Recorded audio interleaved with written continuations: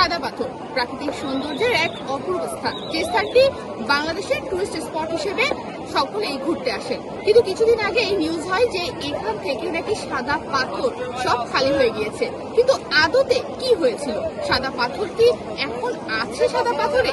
এই যে স্থানটি ভোলাগঞ্জের সাদা পাথর, এখানে আসলে পাথর কি ফেরত এসেছে নাকি পাথর আসলে নাই হয়ে গিয়েছে? এখানে এখনো দেখা যাচ্ছে অনেক দর্শনার্থীরা এসেছেন এবং এখানকার স্থানীয় যারা এখানে বিভিন্ন কাজ করেন বা ছবি তোলেন তাদের সাথে আমরা কথা বলে জানবো আসলে সেই সময় কি হয়েছিল, আর এখন সাদা পাথরে কি পাথর আছে নাকি একেবারেই সাদা পাথর বিহীন হয়ে গিয়েছে। চলুন দেখে নেওয়া যাক।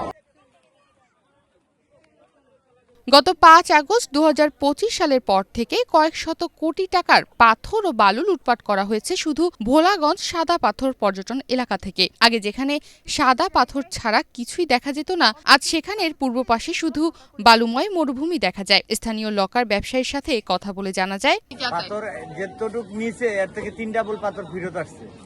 আপনারা দেখছেন? জি। কিভাবে ফেরত আসছে? গাড়ি দিয়া, নৌকা দিয়া, বিভিন্ন সিস্টেমে চলে আসছে। তারপরে কি এই নিচের এই জায়গাগুলোতে কি পাথর কি ফেলছে না কোথায় ফেলছে?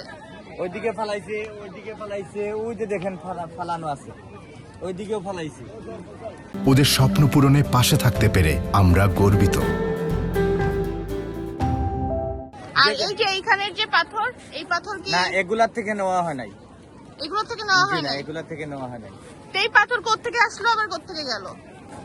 যে এগুলো যে আনছে এগুলো অলৌকিক লাগে নাই বাবা? হঠাৎ যে উধাও হয়ে গেছে তখন কি করছেন আপনারা? প্রথমে এইরকম কোন ঘটনা ঘটছে, বাইরে থেকে পর্যন্ত ঢাকা থেকেও পাথর আসছে। সাদা পাথরের সৌন্দর্য শুধু প্রকৃতির দান নয়, এটি আমাদের দেশের এক মূল্যবান সম্পদ। কিন্তু দুঃখজনকভাবে এই সাদা পাথর আজ লুটপাটের শিকার। পাথর লুটপাট হয়েছে, এটা সত্য। আবার পাথর প্রশাসন প্রতিস্থাপন করতেছে, এটাও সত্য। আমরা দেখতে পাচ্ছি যে কয়েক সপ্তাহ আগে এখানে আমাদের ডিসি মহোদয় এখানে পাথর প্রতিস্থাপন করেছিল, যেগুলো লুটপাট হয়ে গেছে।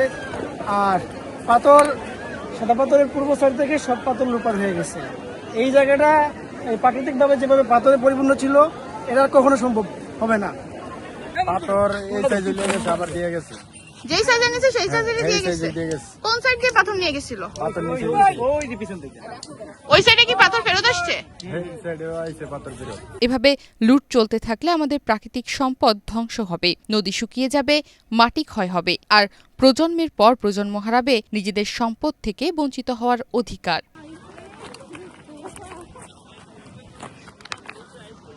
তনিমা রহমান, বাংলাদেশ প্রতিদিন।